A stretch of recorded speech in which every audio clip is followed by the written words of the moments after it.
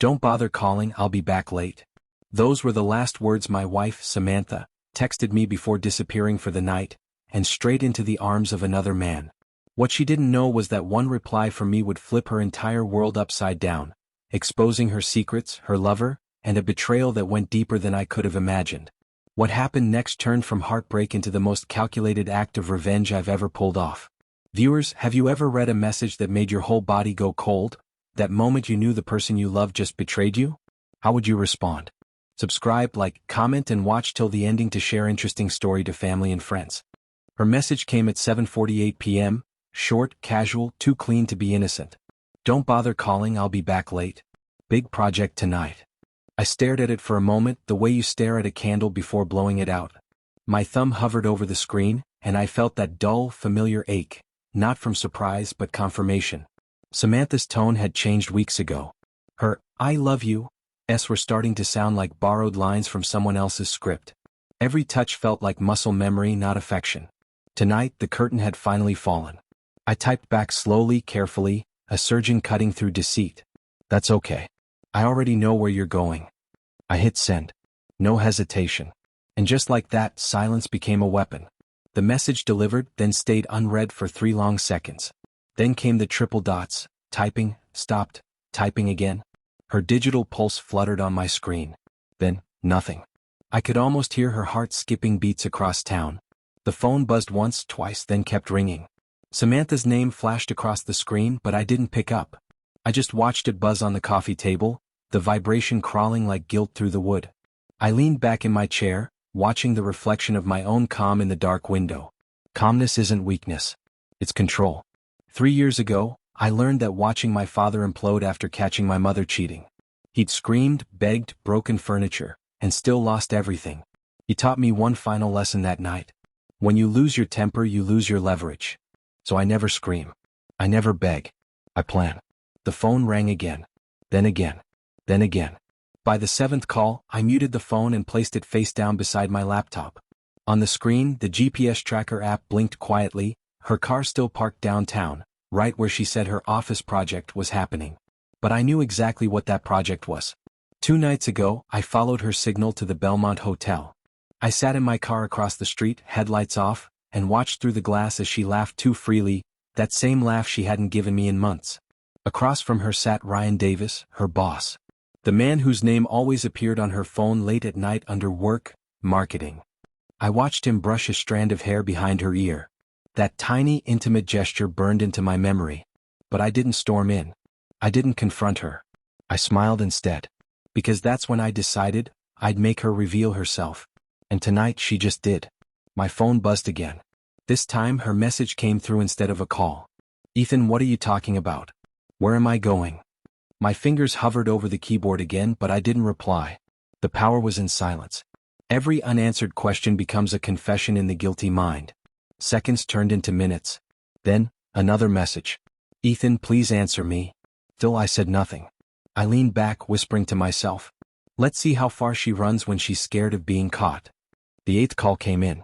The 9th. Then the 10th. I smiled, picked up my mug, and sipped slowly as her name flashed again and again. Each ring sounding less like a phone and more like justice approaching. And in that moment I realized something chillingly true. The best revenge doesn't come from rage. It comes from patience. 2 days before that message, everything already felt off. It was a Tuesday morning, the kind of quiet where even the sound of a spoon against a mug feels too loud. I was frying eggs while Lily sat at the table, coloring something that looked like a lopsided cat. Samantha's heels clicked behind me as she rushed through the hallway. "Morning," I said. She didn't reply, just brushed past, wearing her beige blazer, tapping away on her phone. The smell of her perfume, not her usual soft vanilla, but something sharper, floral, expensive, lingered in the air. "Early meeting again?" I asked, flipping the eggs. "Yeah, new client." "Big opportunity," she said quickly, eyes never leaving the screen. I nodded, though I already knew she'd been saying the same thing every other morning. The difference was the meetings were always early and the projects always ran late. She poured coffee, didn't touch it, then disappeared into the bathroom. The sound of her phone buzzing behind the door was faint, but Lily noticed before I did. "Daddy," she said, lowering her voice like it was a secret, "why does Mommy always smile at her phone but never at you anymore?" My hand froze midair, spatula hovering above the pan. For a moment I couldn't speak. I forced a smile and said, "Maybe mommy's just tired, sweetheart." But the truth was harder to swallow than those eggs. When Samantha walked back out, she avoided eye contact. Her hair was tied too neatly, lipstick too bold for a morning client. She grabbed her bag and keys, then turned to me with that polished, rehearsed half-smile. "Don't wait up tonight, okay? Might be late again." I nodded. "Work stuff." "Of course." "Don't start," she muttered. She kissed Lily's forehead and walked out the door. No kiss for me.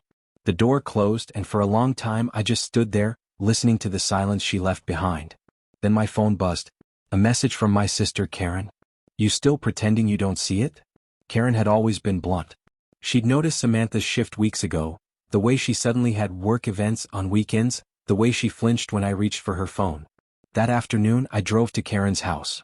She opened the door before I even knocked. "You look like a man trying not to explode," she said.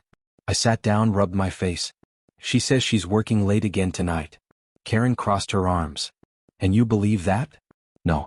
But I'm not doing what Dad did." She nodded slowly. "Then what are you doing?" "I'm going to find the truth quietly. No shouting, no drama. Just proof." That night, when Samantha came home around midnight, I was in the garage, fixing the brakes. She kissed my cheek absent-mindedly, already scrolling through her phone. She didn't see the small black tracker I placed beneath her car bumper. The kind used by logistics companies, perfectly legal, perfectly silent. When I got back inside, she was in the shower. I glanced at her phone on the nightstand, glowing with a new message notification. From Ryan, work. I didn't open it. I didn't have to. Because I already knew the next few days would show me everything I needed. As she slept later that night, I watched her, how peaceful she looked beside me, the same woman I'd once trusted with every part of my heart. Now, every breath she took felt like a stranger's. My phone buzzed once. The GPS app had pinged successfully. Her car was linked, her routes recorded. And right before I fell asleep, one thought carved itself into my mind. If she's lying about where she goes, I'll see it. If she's not, then maybe I owe her an apology. But deep down, I already knew which one it would be. The next morning, I opened the app again just to check. Her car wasn't anywhere near her office. It was parked outside the Belmont Hotel. And my heart went perfectly, terrifyingly still. When I saw the red blinking dot stop at the Belmont Hotel, my heart didn't race. It slowed. That kind of calm doesn't come from peace. It comes from pain that's already settled deep, where nothing shocks you anymore. I stared at the GPS on my screen for almost 5 minutes, telling myself there had to be another explanation. Maybe she was meeting a client there. Maybe it was a team dinner. Maybe. But maybe dies fast when you've been watching patterns. Same perfume. Same late-night projects. Same emotional distance that made our home feel like a rented space. That night I drove there. I didn't rush. No headlights, no music. Just the hum of the engine and my thoughts, sharp, methodical, cruelly calm. The Belmont wasn't far from downtown, a glass and steel hotel with a rooftop restaurant that overlooked the city. I parked across the street and killed the lights. From there, through the warm gold glow of the restaurant windows, I could see them. Samantha sat across from Ryan Davis, her boss. The way she leaned forward told me everything words couldn't. She wasn't nervous. She wasn't being cornered. She was comfortable. Laughing. She laughed in a way I hadn't heard in months, open, unguarded, alive. She used to laugh like that with me back when we were just two broke college kids sharing instant noodles and stupid dreams. Ryan reached across the table, touched her hand. She didn't pull away. For a moment, something inside me cracked, but I didn't let it show. Instead, I pulled out my phone. The camera clicked quietly. One photo. Then another. Then a third, through the window reflection, capturing that small, damning gesture, her hand resting in his. Proof. But I didn't move closer. Didn't storm in. Didn't make a scene. I remembered my father again, his veins bulging as he screamed at my mother, calling her names while she packed her bags. I remembered the look in her eyes, not guilt but pity. He gave her power by losing control. I wouldn't make that mistake. So I smiled. And whispered, "Not tonight." They finished dinner an hour later. Ryan placed his hand on her back as they exited. She glanced around, cautious. My car was hidden behind a delivery van. She didn't see me. He walked her to her car, leaned in, kissed her cheek. Then she kissed him back, longer than a friendly goodbye. That was the moment the old me died quietly in that parking lot. The man who trusted her. The man who believed in promises. As I drove home, I didn't cry. I didn't even blink. I just thought. Every minute of that drive, I designed her undoing. By the time I reached my driveway, the plan was already forming. I wouldn't expose her yet. I'd let her bury herself with her own lies. And when she thought she'd won, when she thought she'd gotten away with it, that's when I'd make her lose everything. The next morning, I greeted her in the kitchen with a calm smile. "Morning," I said. She looked startled, like she'd expected distance. "Morning." I handed her coffee, her favorite blend, black with a hint of cinnamon. "Sleep okay?" I asked. She blinked, unsure if it was a trap. "Yeah. You?" "Perfect," I said, smiling. "Don't be late for work." She hesitated. "You're in a good mood." "Why wouldn't I be?" I replied, locking eyes with her just long enough for her to look away first. Inside, I was already building the foundation for the next step: evidence, leverage, timing. She thought I was still the trusting husband she could deceive. But from that day forward, every smile I gave her was part of the setup. Later that evening, I opened my laptop and created a new LinkedIn profile. Fake name. Fake photo. A convincing resume in marketing. And one connection request. Ryan Davis. I smiled as the screen loaded. He just accepted. People think revenge starts with anger. It doesn't. It starts with observation. Cold, quiet observation. The kind that lets you see people not as they pretend to be but as they really are. I spent the next few days watching them through screens, not windows. Samantha had no idea that the same tech I used to build companies was now the tool that would dismantle her little fantasy. Through the fake LinkedIn profile, I messaged Ryan Davis, pretending to be Michael Trent, a marketing consultant from Boston looking for collaboration. I used an AI-generated headshot, scrubbed metadata, and even created fake client testimonials. Ryan took the bait faster than I expected. He replied within an hour. "Hey Michael. Impressive portfolio. Maybe we can jump on a call this week?" I smirked. Of course he wanted to talk. Men like Ryan always want an audience, especially one that makes them feel superior. By day, I played the part of the supportive husband, asking Samantha about her projects, helping her rehearse her presentations, nodding along as she praised Ryan's leadership. By night, I became Michael Trent, the man Ryan thought he could impress. During our first video call, he bragged about his firm's success, his innovative team, and strong mentorship culture. I let him talk, occasionally flattering him. That's when he dropped the first clue. "You know, I believe in giving my team opportunities, especially when they've earned my trust. One of my best people, Samantha Cole, is a great example." The way he said her name made my skin crawl. His tone wasn't professional. It was possessive. I leaned closer to the screen. "You must value loyalty then." He chuckled. "Absolutely. In business and other things." That's all I needed. Just one slip. After that, I dug deeper. Using Michael, I offered Ryan a mock partnership proposal that required access to some of his project files. Within 2 days, I had limited credentials into their shared work drive, the same one Samantha used daily.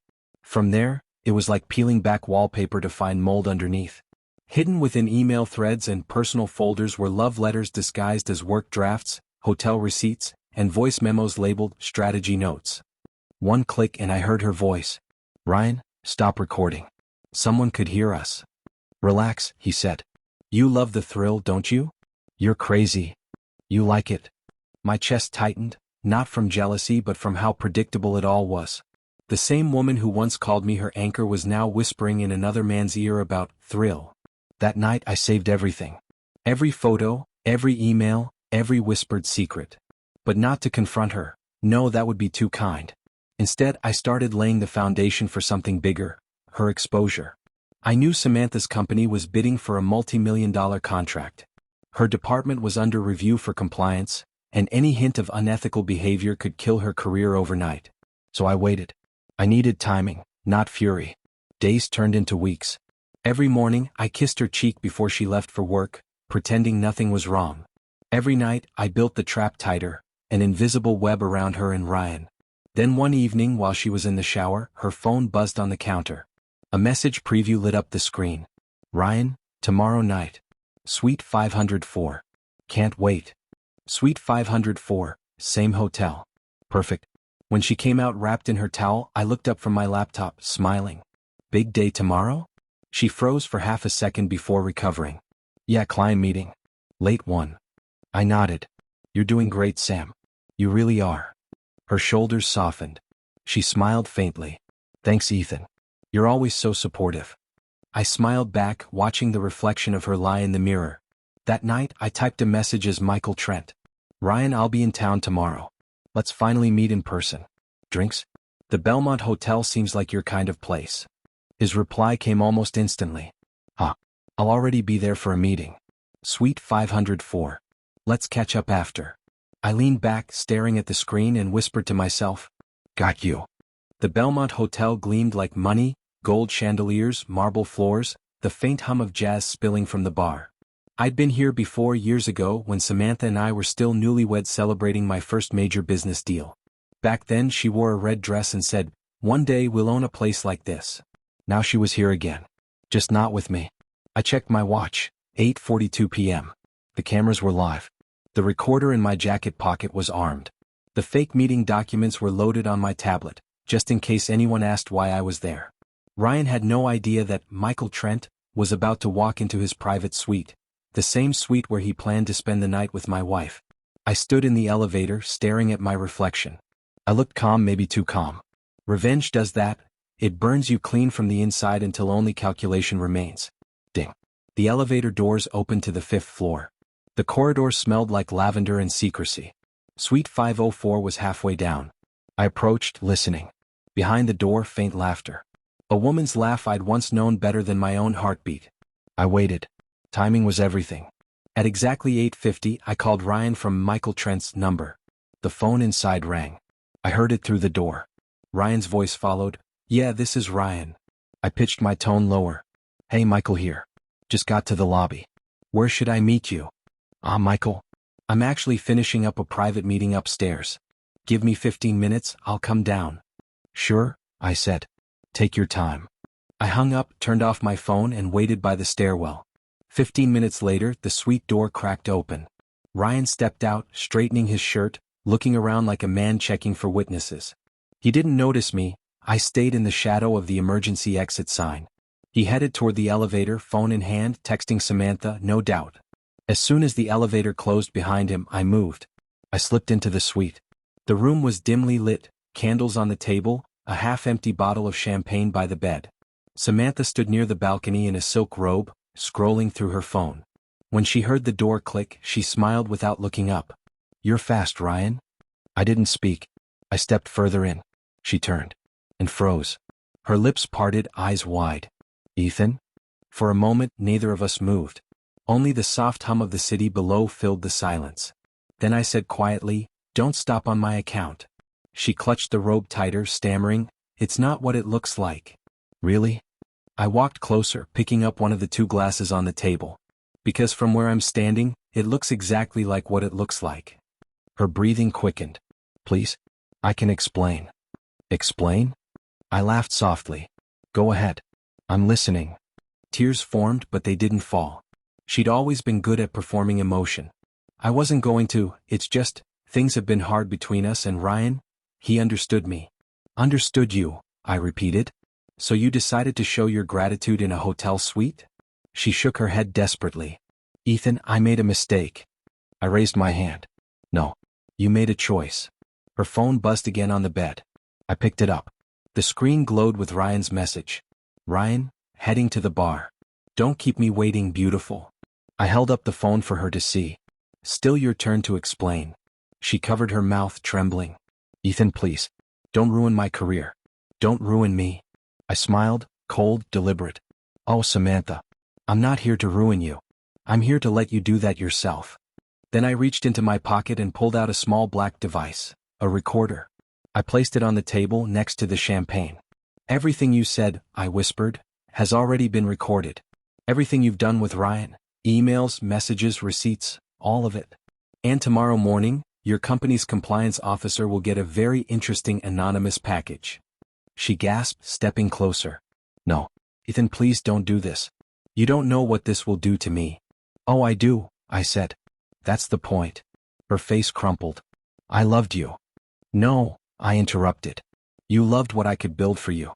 You loved the comfort, the control, the image. But love? No. You wouldn't recognize it if it begged at your door." For a long moment she just stood there, silent, broken. Then she whispered, What now? I looked around the room one last time, the candles, the wine, the betrayal soaked into the sheets, and said, "Now? You live with what you've done." And I walk away. As I reached the door, she grabbed my arm. "Ethan, please, I can't lose everything." I turned, met her eyes, and said softly, "You already did." Then I left. Down the hall, as I passed the elevator, Ryan stepped out, smiling, unaware. "Michael?" he said, confused. I walked past him without a word. When I reached the lobby, I heard my phone buzz again. A message from an automated email scheduler I'd set up earlier. Scheduled for 7 a.m. Confidential report sent. The trap was complete. But as I stepped into the night air, something twisted in my chest. Not victory. Not satisfaction. Just emptiness. Revenge wasn't fire. It was ash. Morning came too quietly. No birdsong, no noise, just the stillness that follows a storm. I woke up before dawn, sitting in my home office, staring at the blinking light on my laptop. The email had already sent. The evidence, photos, call logs, messages, recordings, had been delivered to Samantha's firm, the legal department, and the board of directors. I didn't have to press send. I'd done that last night before going to the hotel. Automation made revenge almost too easy. At exactly 7:03 a.m., my phone began to vibrate. What? Twice. Then nonstop. I didn't answer. By 7:15, the first call came from an unknown number. Then another, from her assistant, from a mutual friend, then finally, Samantha herself. I watched her name flash on the screen. The same name I once whispered every morning, now a warning siren. When I didn't pick up, she texted. "Samantha, Ethan, please pick up. Something's happened at work." "Samantha, they've suspended me pending investigation. Please, I need to talk to you." "Samantha, please, I'm begging you. I know you sent it." I stared at the words, the digital version of panic. The same woman who'd once told me, "Don't bother calling, I'll be back late," was now calling nonstop. And just like that, the title of my life turned into reality. I didn't reply. Not yet. I opened my laptop and watched the live feed from my cloud storage. Security footage from the Belmont Hotel suite had uploaded successfully. Every frame captured. Her pacing. Her excuses. The moment she realized I had her cornered. Evidence so airtight it would crush any defense she could try to build. But here's the thing no one tells you about revenge. When it works perfectly, it doesn't feel like triumph. It feels like silence. I leaned back in my chair, remembering our first apartment, the one bedroom with peeling wallpaper and a broken stove. We couldn't afford wine then, so we'd drink cheap beer on the floor, laughing about the future. Back then her laughter sounded real. Now it sounded like something I'd never hear again. My phone buzzed again. "Ryan, I don't know what you did, man, but you just ruined her life." They called me in too. HR said they have a file on me. "What the hell is wrong with you?" I almost laughed. "Wrong with me?" I murmured aloud. "Try looking in the mirror." At 8:30 a.m., the morning news made it official. Belmont marketing executive suspended amid corporate misconduct investigation. They didn't name her outright, but anyone in the industry would know. Samantha Belmont was done. By noon, her lawyer called, asking for a civil conversation. I declined. By 1 o'clock, her company email was suspended. By 2 o'clock, her personal social media accounts went dark. And by 3 o'clock, she was standing at my door. Her makeup was smeared, hair pulled back hastily. She looked smaller somehow, like the confident woman I'd once known had been stripped down to the bones. She didn't knock gently. She banged. "Ethan, open the door." I hesitated for a second. Then I opened it. The look on her face. I'll never forget it. She wasn't angry. She was terrified. "Please," she whispered. "They're firing me. They're talking about criminal charges because of the leaked client documents. Ryan's blaming everything on me. You have to stop this." I stared at her. "Stop? You think this is something I can stop? You built it, Samantha. You lit the match." "I made a mistake," she said. "A stupid, selfish mistake. But I didn't deserve this." I stepped closer, my voice low. "Neither did I. Neither did our marriage." Her eyes filled with tears. "You don't understand what it's like to feel invisible, Ethan. You were so focused on your company, your projects, your deadlines, sometimes I felt like I didn't even exist." There was the excuse. The one line that cheaters cling to like a lifeboat. I exhaled slowly. "You could have told me that. You could have said, 'Ethan, I'm lonely.' You didn't have to crawl into someone else's bed to feel seen." Her lips trembled. I know. I thought I could handle it. I thought it didn't mean anything. I almost believed her. Almost. But I could still hear her laugh from that night at the hotel. Soft, flirty, carefree. It meant something, I said. You just didn't think you'd get caught. She stepped closer, reaching out like muscle memory. Ethan, please. I'm begging you. Don't let them destroy me. I'll do anything. I looked down at her hand, then at her eyes. For a fleeting second, I saw the woman I'd married. The woman who once fell asleep on my chest, tracing circles with her fingers. The woman I'd have given my life for. But that woman was gone. I already did, I said quietly. I let them destroy you. Her hand fell away. She took a step back, eyes hollow, tears finally spilling down her cheeks. You'll regret this, she whispered. Maybe, I said. But at least I'll regret it alone. She left without another word. When the door closed, the silence that followed was unbearable. I turned to the window and watched her drive away, fast, reckless, as if she could escape the life collapsing behind her. That night I didn't sleep. Not because I was guilty. But because for the first time since it all began, I realized revenge didn't rebuild anything, it just erased everything that ever was. And somewhere deep inside that erasure, I wasn't sure if I'd lost her, or myself. 3 days. That's how long it took for the silence to start feeling like a ghost in the house, one that followed me from room to room. I hadn't heard from Samantha since she stormed out. The calls had stopped. The texts too. But what didn't stop were the whispers. Her name was all over the internet now, trending on LinkedIn threads, private group chats, and gossip pages that thrive on professional scandal. Corporate affair scandal at Belmont Marketing. Senior executive's career implodes overnight. Anonymous tip leads to massive internal audit. I didn't sign my name on the tip. But I didn't have to. Everyone knew who had reason enough. That morning I sat on the couch, scrolling through the articles. The comments section was brutal. Words like disgrace, unprofessional, and homewrecker filled the screen. Thousands of strangers tearing her apart. A strange mixture of satisfaction and guilt twisted inside me. I wanted her to feel exposed, the way I did when I saw her text that night. But I hadn't meant for it to become this. I didn't expect investors to pull out of Belmont. I didn't expect HR to leak more details. And I definitely didn't expect Ryan Davis to throw her under the bus publicly, calling her unstable and manipulative. That man, the same one who whispered to her, "You love the thrill," was now painting her as a liability to save himself. I closed the laptop. The satisfaction I felt earlier was gone. By noon there was a knock at the door. Not pounding this time, soft, hesitant. When I opened it, a man in his 50s stood there wearing a dark suit. He introduced himself as Detective Cole from the Financial Crimes Unit.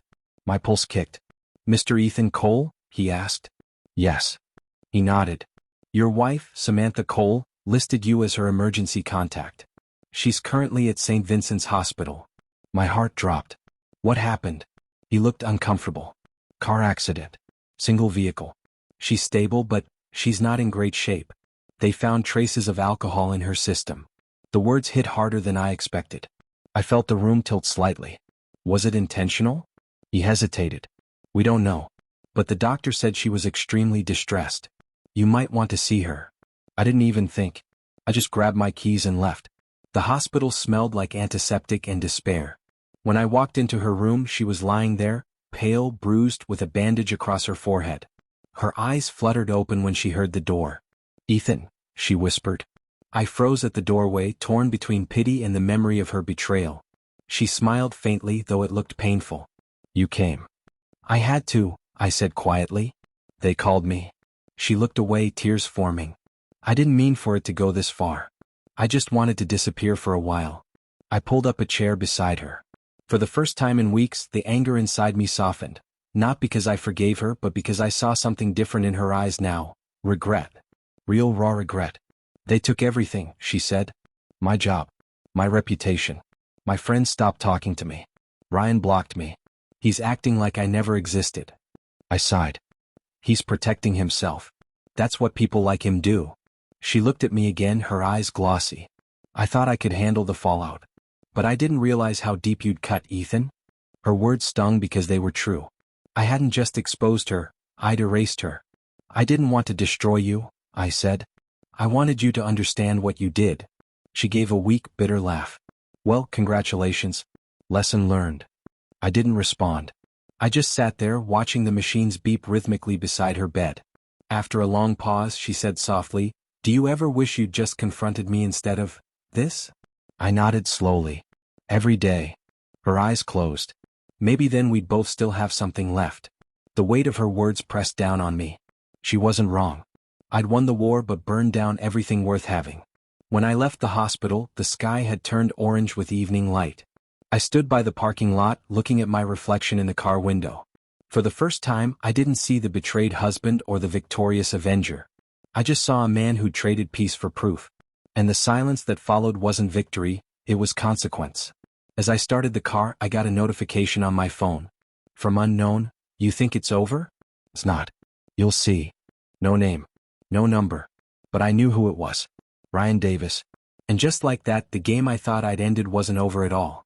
The message from Ryan hit me like a cold slap. I'd expected silence after Samantha's fall, not retaliation. But Ryan Davis wasn't the type to go down quietly. Men like him had egos too big to let a mere husband outsmart them. By morning, my inbox was flooded. Anonymous emails. Links. Forum posts. Someone had started circulating rumors that I'd hacked company data, that I'd leaked confidential files, that I'd been stalking my wife for months. It was all lies, but it was spreading fast. At first, I ignored it. But by noon, I got an email from my own company's HR department. Subject: urgent, need to discuss allegations. Ryan was smart. He turned my precision weapon back on me.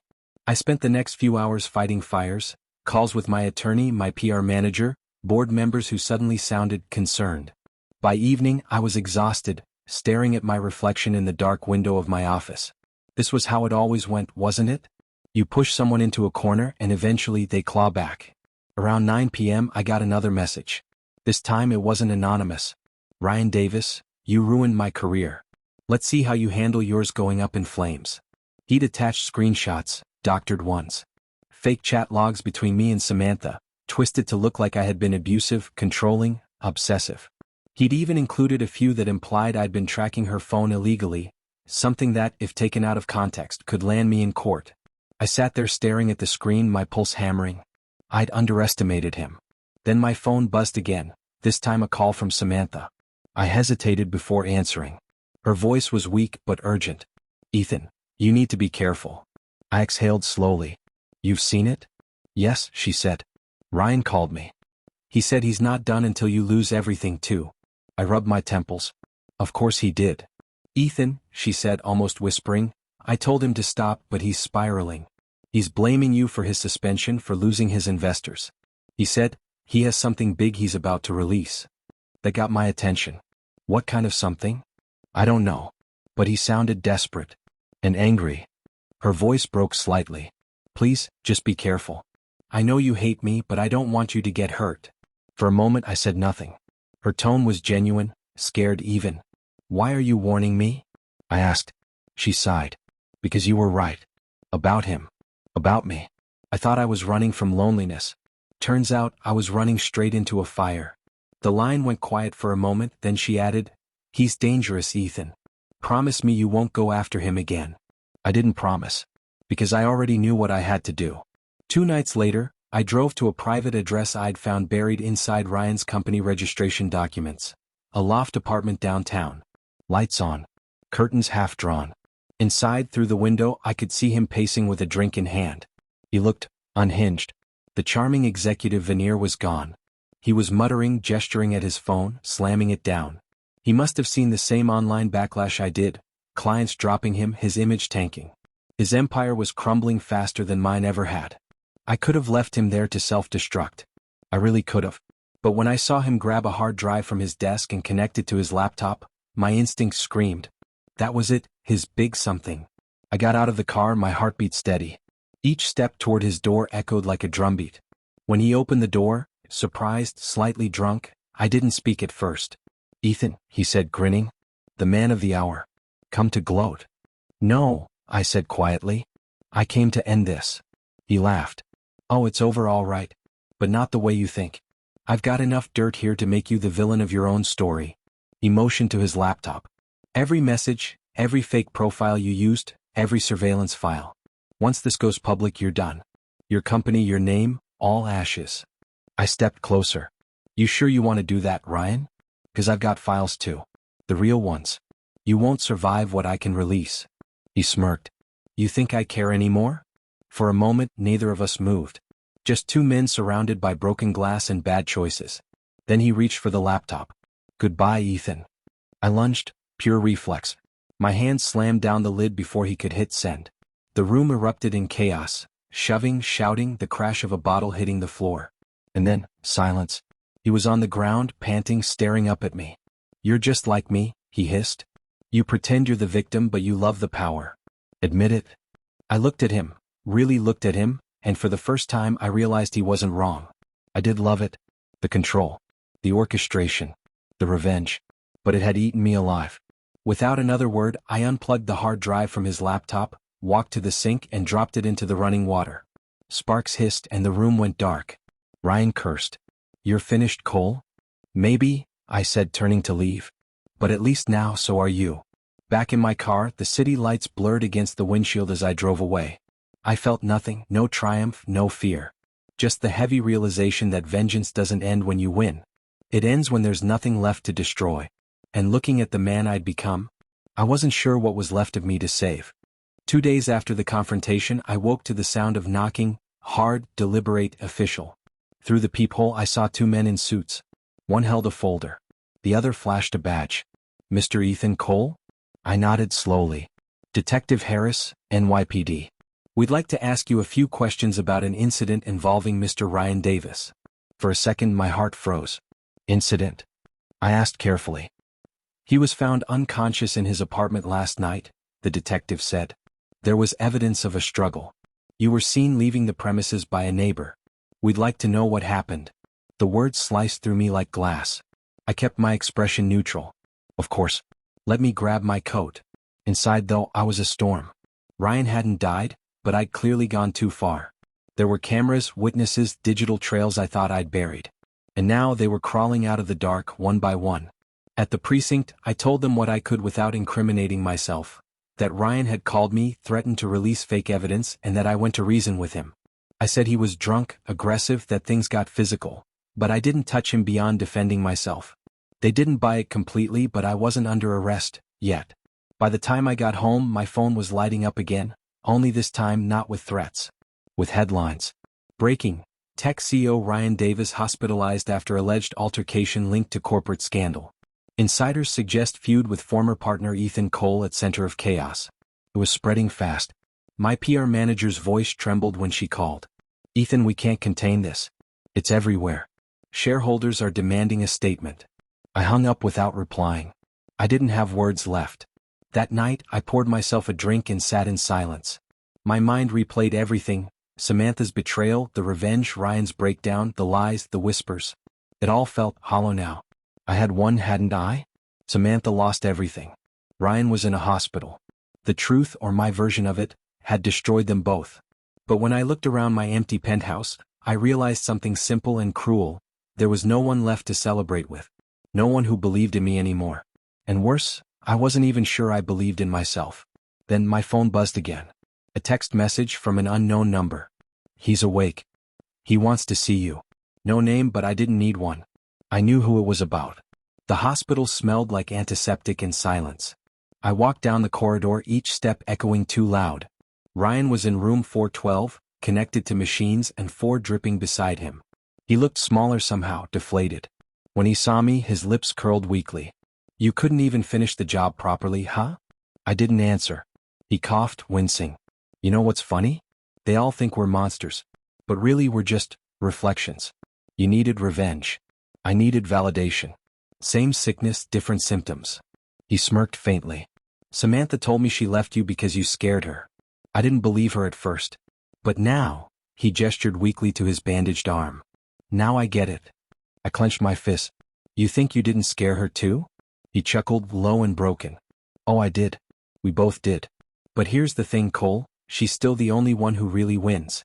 You destroyed your marriage, I destroyed my career, and she'll walk away with sympathy. He looked at me, eyes sharp despite the pain. Tell me, was it worth it? For once I didn't have a comeback. I just stood there, my throat tightening, the weight of every choice pressing on my chest. Finally I whispered, no. Ryan smiled faintly. Then maybe we're not so different after all. As I turned to leave, his voice stopped me again. "Oh, and Ethan?" I paused at the door. "Be careful who you become when you think no one's watching. That's the real punishment." That night I couldn't sleep. His words haunted me. Because somewhere deep down I knew he was right. I'd justified everything in the name of justice. Every lie, every manipulation, every secret move. But standing in that sterile hospital room, I realized justice had never been my goal. Control was. And now that I'd lost it, I had nothing. So I made a choice, one final act, not of revenge but redemption. The next morning I called my lawyer and gave him instructions. Release everything. The truth, unedited. Every email, every recording, every document proving how Samantha and Ryan conspired, and how I retaliated. No spin. No cover-ups. Just the truth. It would destroy all of us, yes. But maybe, just maybe, it would end the cycle. As the files went live that afternoon, my phone exploded again. Calls, headlines, chaos. But for the first time in months, I didn't flinch. I poured a glass of whiskey, stood by the window, and watched the city move beneath me, unaware, unstoppable. The storm was over. At least for now. Morning sunlight bled through my curtains, the kind that's supposed to feel warm but only reminded me how cold everything inside me had become. My phone was still buzzing from the fallout. News anchors dissecting every word of my confession. Lawyers threatening lawsuits. Shareholders screaming betrayal. It was all happening exactly as I knew it would. By noon I was trending worldwide. Ethan Cole exposes corporate scandal, destroys himself in the process. They weren't wrong. My empire was crumbling in real time. Investors were backing out. Partners were cutting ties. My board was in an emergency meeting without me. But as strange as it sounds, I didn't care. For the first time in months I could breathe. When you live too long in the dark, even destruction feels like light. A knock broke through my thoughts. When I opened the door I froze. It was Samantha. Her eyes were puffy, makeup smudged, hair messy like she hadn't slept. She looked nothing like the woman who once walked out on me in a designer dress. "Can I come in?" she asked softly. I hesitated but stepped aside. She walked to the center of the room, turned to face me, and for a long moment we just stood there, silent, haunted by everything that had happened between us. "I saw what you did," she said finally. "The confession. The files." I nodded. I owed the truth to everyone. Especially myself. Her voice cracked. "You ruined both of us." "No," I said quietly. "We ruined ourselves a long time ago. I just stopped pretending otherwise." She sat down on the couch, trembling. "Ryan's out of the hospital. He's pressing charges against you. But he's also under investigation for fraud. They found accounts linked to him and me. I didn't even know he kept those records." I almost smiled. "He always kept insurance. Even on the people he loved." Her eyes glistened. "Did you ever love me, Ethan?" The question hit harder than I expected. I looked at her, really looked at her, and saw flashes of who we used to be. The girl who believed in me when I was broke, the laughter in our first tiny apartment, the promises we made when life was simple. "Yes," I said finally. "I did. Maybe too much. Enough to lose myself trying to keep you." A tear slipped down her cheek. "Then why did it have to end like this?" "Because we stopped fighting for each other," I whispered. "And started fighting against each other." She covered her face, sobbing quietly. I wanted to comfort her, but I didn't move. Because I knew this wasn't a scene from a movie where love fixes everything. This was real life, and sometimes real life doesn't give you a happy ending. When she finally looked up again, her voice was steady but hollow. "I'm leaving the city. I don't know where I'll go. Maybe somewhere quiet, away from all this." I nodded. "That's probably best." She walked toward the door, pausing only once. "You know, part of me hoped you wouldn't let me leave this time." I smiled faintly. "And part of me hoped you'd ask me to follow." Neither of us did. She left without another word. That night, I drove to the pier where we used to go when things were still good. The skyline shimmered on the water, and I realized something simple, something painful. Closure isn't always peace. Sometimes it's just learning to live with the wreckage. I pulled out my phone and saw a notification. "Your statement has gone viral. 48 million views in 24 hours. The internet loved it.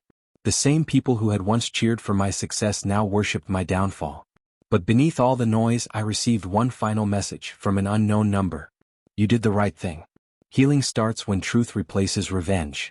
I didn't know who sent it, maybe a stranger, maybe someone who understood. But it was enough. I turned off my phone, tossed it into the river, and watched it sink beneath the waves. The water swallowed it whole, taking every lie, every text, every piece of pain with it. For the first time in months, silence felt like freedom. As I walked away from the pier, the city lights behind me faded into a soft blur. The man who came here tonight wasn't the same one who once answered a text that began all this. Back then, I was a husband chasing control. Now, I was just a man learning how to let go. Subscribe, like, comment, and share for more interesting stories.